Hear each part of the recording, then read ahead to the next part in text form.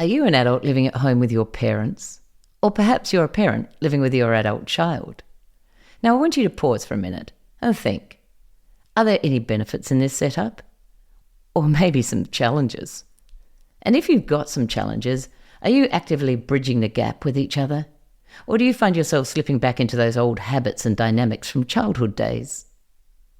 If you know someone who's navigating this situation, be sure to send this podcast their way. Today's episode is one that touches on a topic that many of us can relate to, living at home with family, whether you're the adult child or the parent, and we'll be exploring the skills and communication and the goodwill that's needed to make this living arrangement work for everyone involved. Now, many cultures across the world actually have traditions of families sharing homes across several generations. And it's not just saving on rent.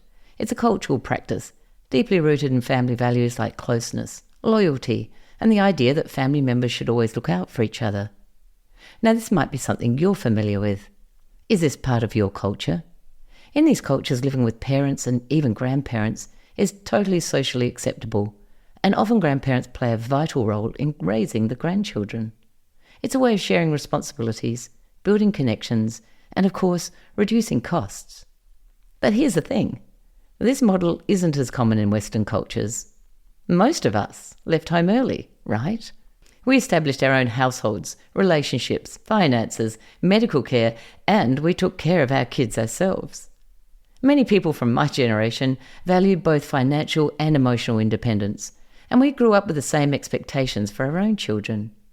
So where do your family fit into all of this? Is multi-generational living something that you've embraced, or do you lean more into the Western approach of independence? Let's explore how this impacts family dynamics and what we can learn from different cultural practices. For me personally, I always thought that by the time my kids hit 18 or 21, they'd be out that door and off on their own adventures. Well, that's the norm in Western culture, but as you've probably guessed, that didn't exactly happen the way I thought it would. Now, what we'd like to believe is that moving out is this big important step towards adult. It's like a rite of passage. You're an adult and you've got your own place. But here's where things get a little complicated. With all the economic pressures we're facing today, like sky-high housing costs, struggling to get a bank loan, and not enough affordable housing, it's no surprise that multi-generational living is happening, even in cultures that traditionally value independence. Does this sound familiar to you? Did you start out with the belief your kids would be packing up and moving out by 18 or 21 like most of us did? Or are you still living at home with your parents, and maybe you didn't see that coming? Or perhaps you're not sure how you feel about it and just don't know what to do. Either way, you're not alone in this shifting dynamic, and today we're going to explore how this is playing out and what it means for family life. I'm Kate Mason, and welcome to Parenting and Personalities. This is the podcast that connects you to the ones you care about the most. Jeanine Mouchawar is a life coach for parents of teenagers. She helps make parenting easier by teaching communication approaches that reduce conflict and create calm. Parents learn how to teach their teens cooperation, responsibility, and critical life skills to empower them for success. In the process, they create a positive, meaningful relationship that they've always imagined that they would have with their children. Jeanine earned her BA at Stanford University and is a certified professional life coach. She's married and has 3 adult children. So let's get started. We're going to have a bit of fun while we're at it. And as you listen today, I hope you'll leave with some great takeaways on how to better communicate with your parents or your kids, especially while you're sharing your home with both adult parents and children, where you might run into conflict, especially when it comes back to slipping into those old parent-child dynamics. Hi, Jeanine. Welcome back. It's really great to have you here with me today. So happy to be here, Kate. It's so good to see you again. And I'm so excited that you reached out to chat again about all things parenting. Oh, absolutely. And I know that you and I are on the same boat currently, if we can call it a boat, of parenthood. And I thought it would be really interesting for us to discuss today young adults and living at home with young adults and them leaving and coming back. A lot of things that people might be experiencing, whether they are the young adult or whether they are the parent at the time. So look, a year ago, you spent some wonderful time with us sharing your wisdom about the 5 steps with teenagers. What have you been doing in between now and then? Tell us a bit about your family and your business. Oh gosh, business has been going great. I'm still coaching moms and dads, one-on-one,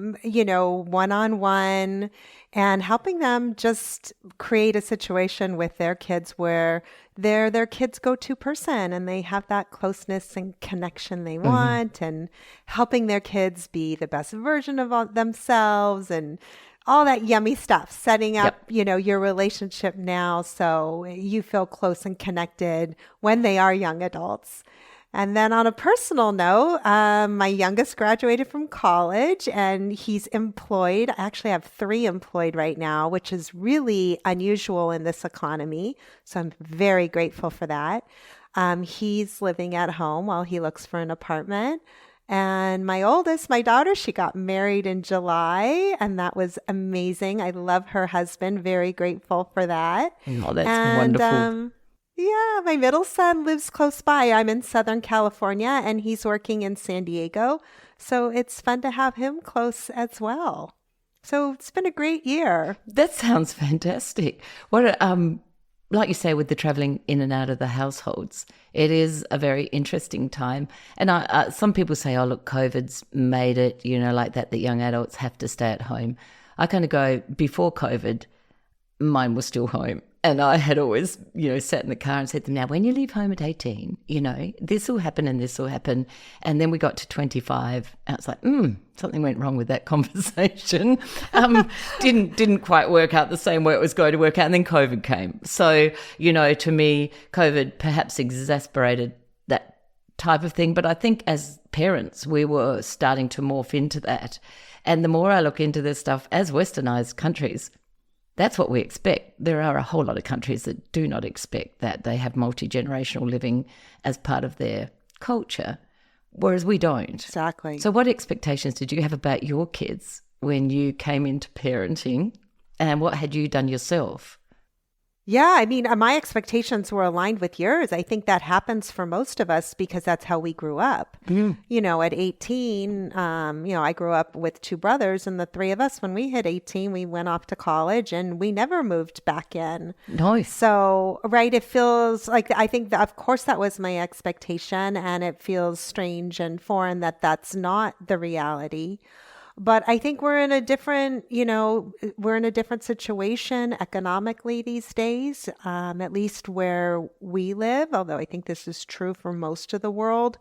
It's very difficult for our young adults to be able to live outside the home based on their income. And it's just the living expenses far exceed the income, or even if they don't, I think there are kids who want to just save up their money so they can hopefully eventually buy a house and support themselves. So I think in terms of parents, as our culture has shifted in terms of our parenting, I think we maybe prioritize more than our parents' generation did, keeping that connection and closeness to our kids and really wanting to be a part of their lives even after they're 18. I agree with you. So I think there's a shift on that too. Very much. And I think that we also, everyone used to say, you can't be friends with your children. And I'm like, man, I'm really good friends with my kids. Me too. You're still the parent, but the friendship is a wonderful part of it. And our parents didn't get that. That didn't happen with us leaving home early. But my expectations of them also were that in the end, like you say, we didn't think, right, you have to be out at 18, because what also happens to us is our houses got bigger. I had 3 brothers and myself, and we were brought up in a 3-bedroomed house. So, you wanted to get out of home pretty fast. You couldn't bring boyfriends home or girlfriends home. There was no room. Like if you look at it in films, and nowadays people usually have 2 bathrooms. They usually have 3 or 4 bedrooms. We're talking, I guess, middle class, westernized society. But there is more space for our kids to bring people home and to entertain in our houses than there was previously when I was younger. And, I got out and I was like, oh, thank goodness, I've got some space of my own, my boyfriend can come here, this is all such a different scenario. Yeah, no, that's so true. I think the house I grew up in with my two brothers was 1,600 square feet, I think. And I remember my parents gave my brothers the master bedroom to share, right? Yeah. And then my brothers and I all shared a bathroom. So yeah, that's not the way my children grew up. And you're right, it's a bigger house and there's more space, and it feels good to be home for them. It does, yeah, but there's still that. So let's talk about the really great things about having adult children at home, and then we can just talk about the less beneficial things for us, and not necessarily for them, not in a negative way, because I know that my adult children might take a listen. So I'm going to be very, very good for them, and no detriment here at all. So what are the positives that you find about your adult children being home and around the place? Yeah, I think because we were talking about earlier, my expectation was they weren't coming back, that I feel really grateful and I enjoy having them back in the house, because I thought that was pretty much the end of that kind of connection. And so to realize, like, especially like you were saying during COVID, we had my daughter and her now husband, at the time boyfriend, living with us, and my two other children. And I kind of was looking around going, wow, I never could have imagined this would have happened again. And I really just tried to pivot my thoughts to all of the wonderful things that this opportunity was giving me, and so we cooked together and we took turns. All the cooking used to be on my shoulders to go grocery shopping and dinner plan and make the dinners. And all of a sudden, with adult children at home who enjoy cooking and can cook, like, we rotate that. And they're cooking for me some of the time, which is really fun, or we're doing it together. And just, it's fun to have these adult conversations with them and see how their mind is evolving and their emotional maturity, mental maturity is evolving, and their decision-making process. And honestly, I think it's really fun just to be a part of that, when that never crossed my mind that I would be. Yes. Yeah. And when you talk about that, we talked about communication skills with you last time.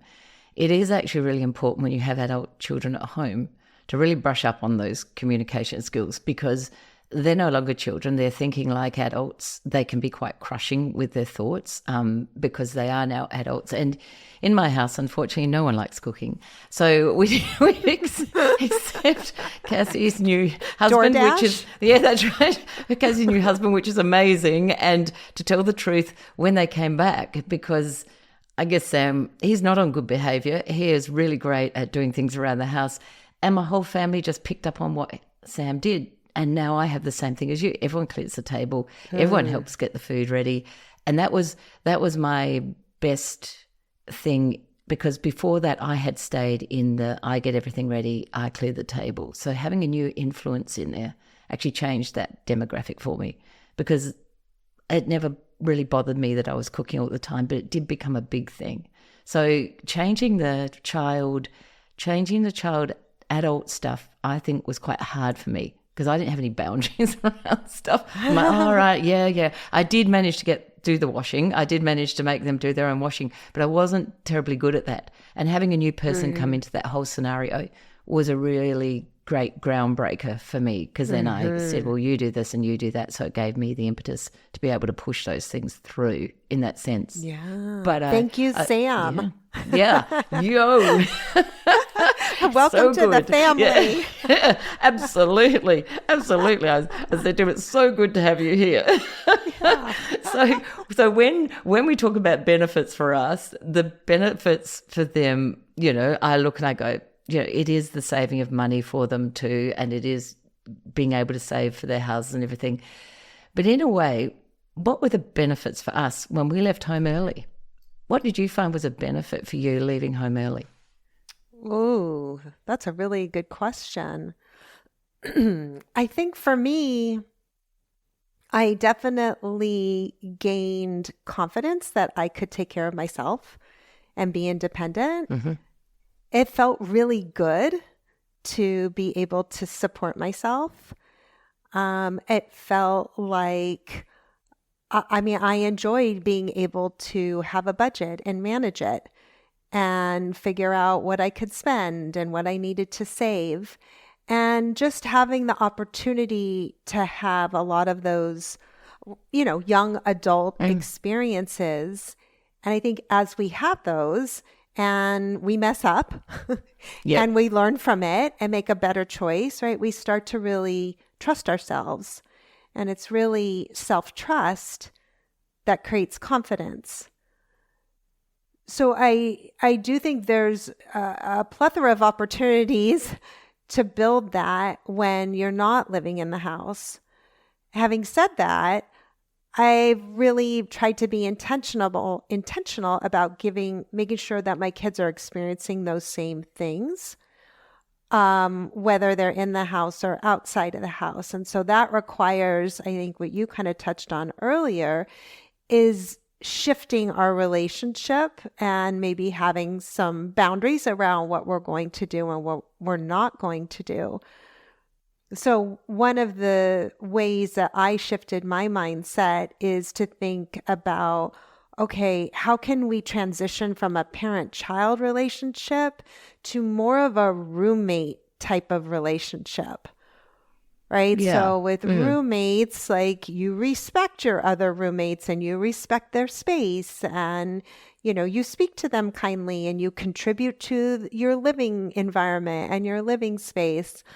And in the same respect, like, my 22-year-old, said it's time to figure out how to open up a credit card and I was there if he needed support, but allowing him to do these sorts of things and trying to bring some of what I had by not living at home still into their world, whether they're living at home or not. They're really great Does that answer points. your question? Yeah, it does, because I that's kind a of really went off great on a little bit of a tangent. Love a good veered tangent. off there.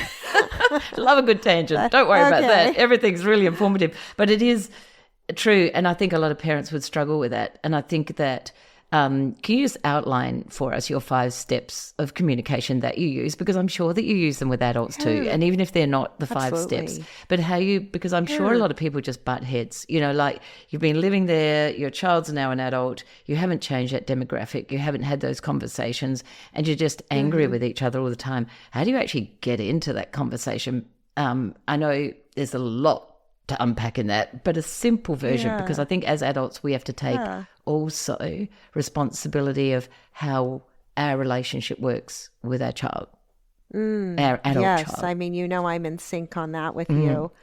I know, and we have limited time here, so if I had to top line it, I would say, right, these are communication strategies, and really what you want to do, you want to approach with 3 things in mind.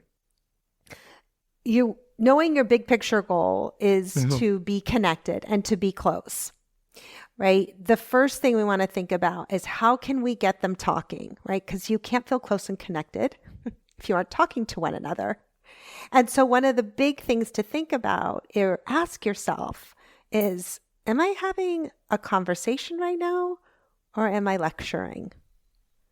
Absolutely. Because whether they're teenagers or young adults, they do not want to be lectured to, right? So we want to try to manage our reactions when they do something that we're worried about or we're scared or maybe that makes us angry, and to slow our reaction time down and try to get to a place where we feel calm and grounded before we talk about anything. And then to remember, okay, I really need to have a conversation here, not a lecture, and treat them like a young adult.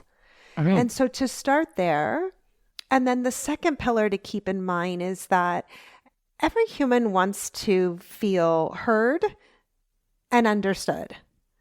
Right? So how can I really deeply listen to what's going on for them and show them that I understand their struggles?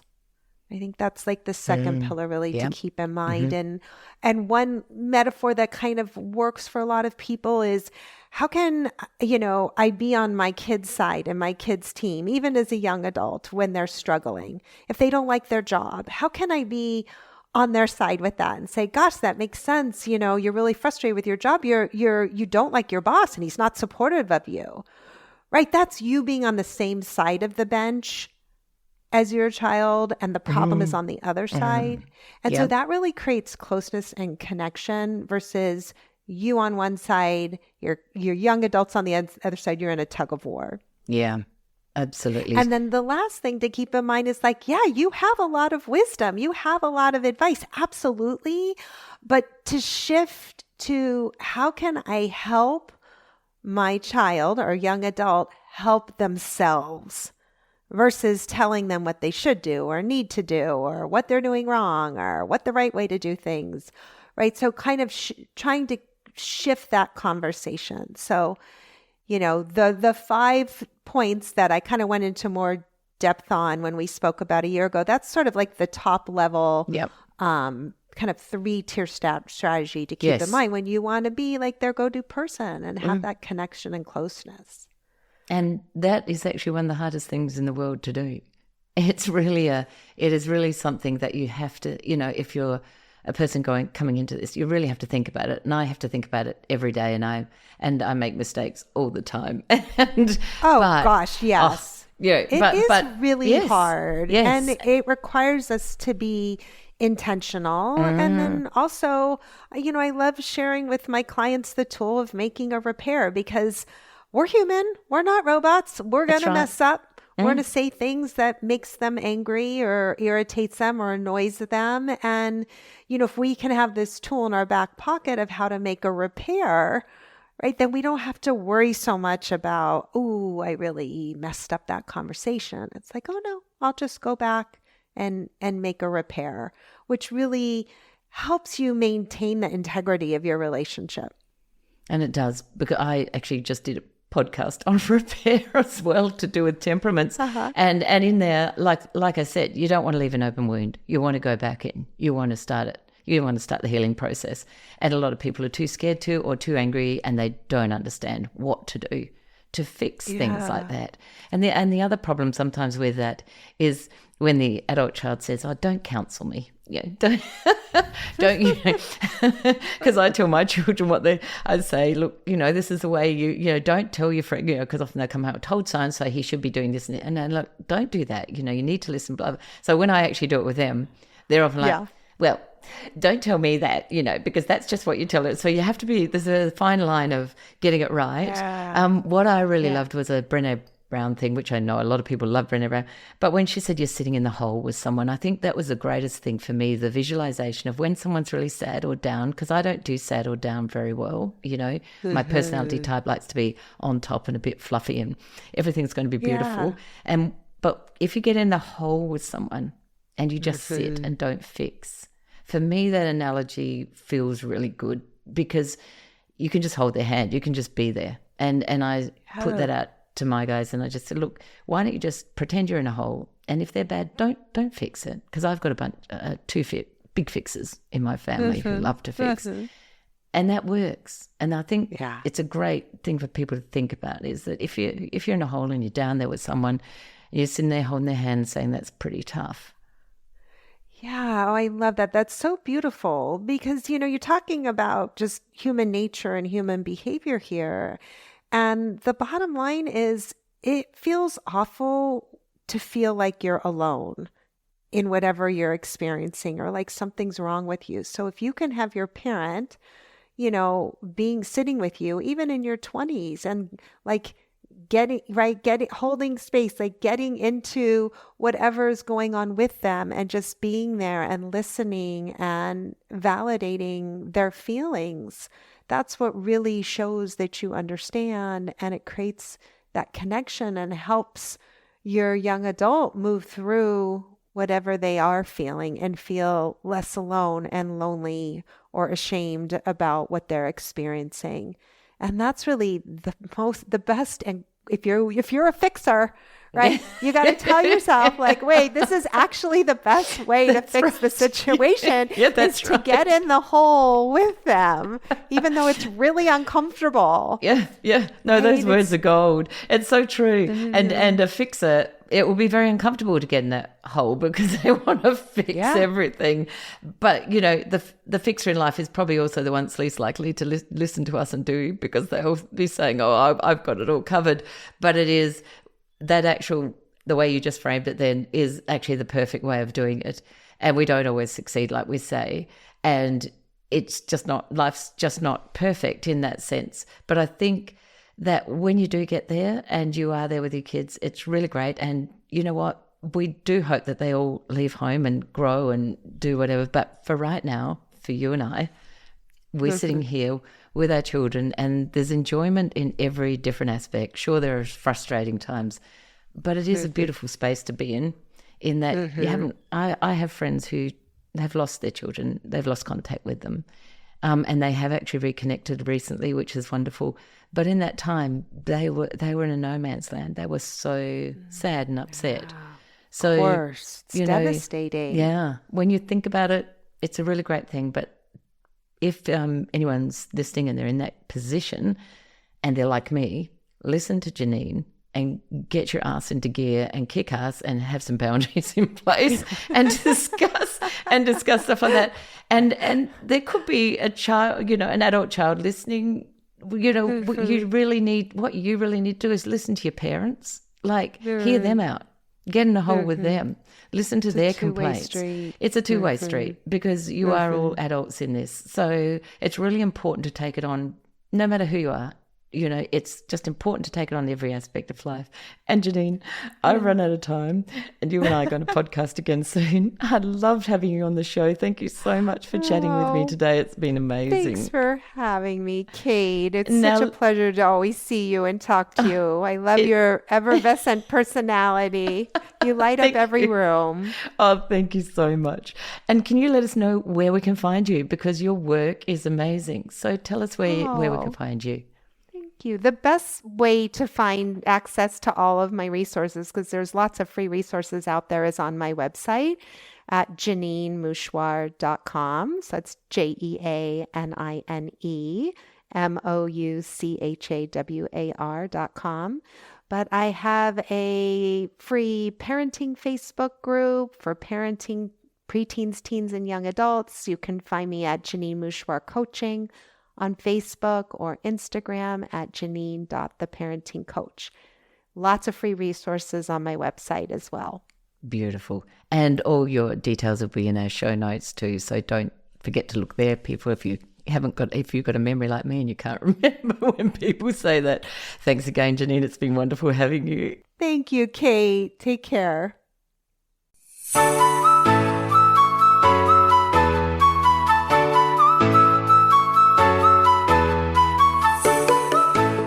For me, ultimately, moving out of home, no matter when, helps young adults bridge that gap between living at home in the arms of their parents and growing as individual personalities and people.